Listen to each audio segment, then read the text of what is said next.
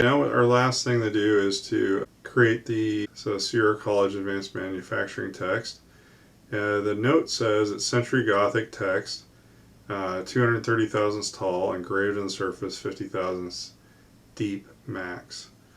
And it is spaced 260 thousandths up from the bottom of edge of the model, and from the left side of the model 580 thousandths to where the text starts. So let's go, and we're gonna, for this operation, we're gonna change our visual style so that we can see this a little differently.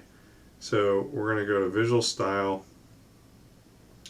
and we're gonna look at wireframe mode. That way we can see through the part.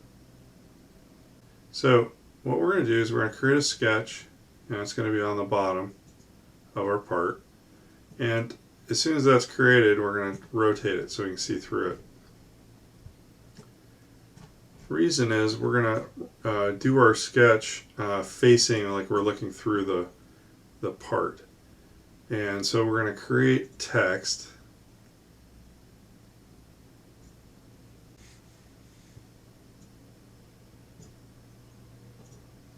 And we're going to draw a box, and it's where our text is going to be.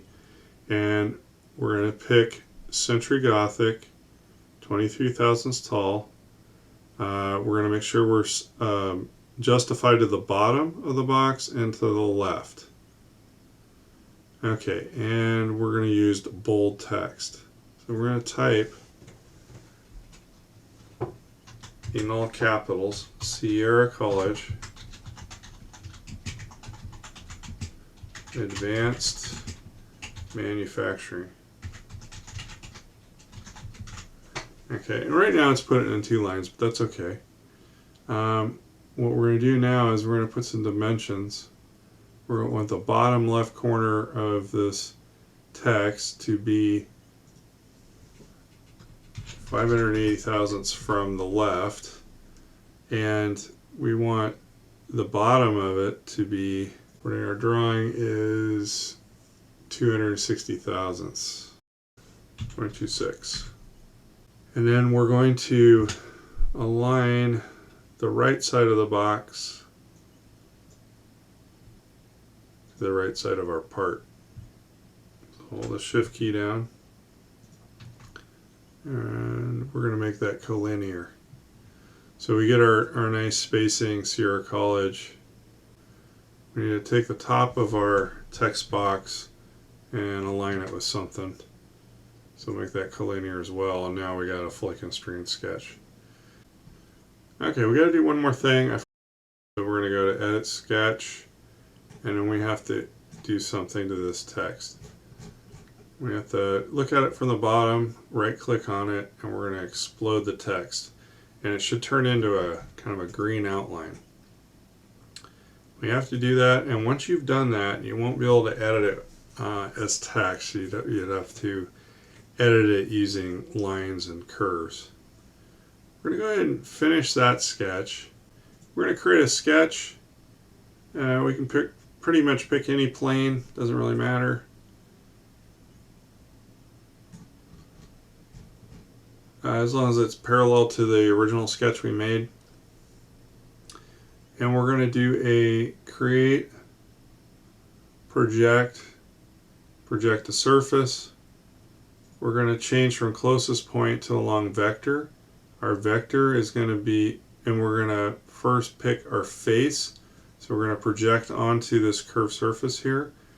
And then we're going to select our curves. To do that, I'm going to go to the top view. And we're going to select all of our text. And then we're going to select our direction of the vector, which is going to be one of the vertical edges of our model. And you should see a preview in red. It says Sierra College Advanced Manufacturing. Make sure there's no gaps.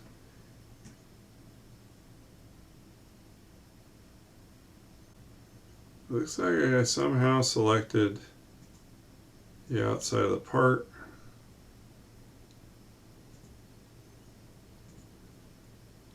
I'm going to deselect those curves.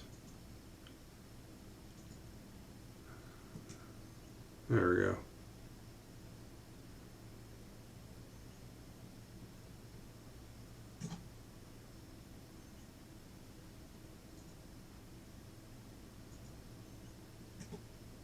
All right. I must have accidentally selected the outside profile of the part. Anyway, it should look something like that. We hit OK. Processes for a few seconds. And then we should have this magenta looking projected geometry. Okay, we hit finish sketch. And that is what we're going to use to run a trace toolpath on. So at this point we can hide the parent sketch that was in green so we don't have to see it. And we're going to change our view settings back to a display style of shaded and visual edges only. And as you're working on this, you might want to just go ahead and hide the text and then bring it up only when you need it. And we have one more feature we're going to make, and we're just going to go and put some chamfers on. Okay, so we're going to go to the modify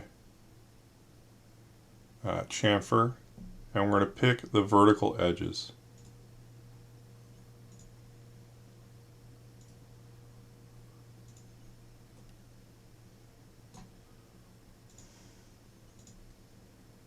Okay, it should be 6 edges, and we're going to make that edge break 10 thousandths. Okay, we're done with modeling the part, and we will machine the chamfer on the back side just using a square edge. We'll make a fill-state assembly into the fixtures better. Okay, now we're going to move into setting up our vices.